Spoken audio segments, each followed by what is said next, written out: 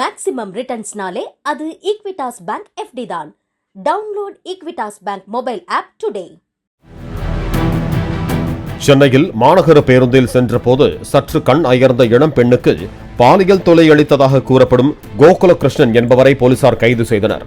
இளம் பெண் கத்தி கூச்சலிடவே பேருந்தில் இருந்த சக பயணிகள் அவரை பிடித்து காவல் நிலையத்தில் ஒப்படைத்தனர்.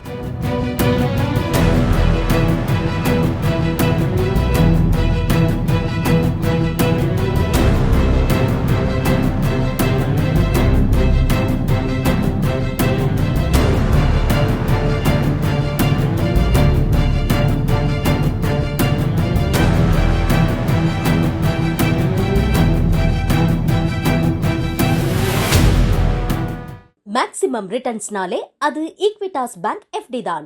Download Equitas bank mobile app today.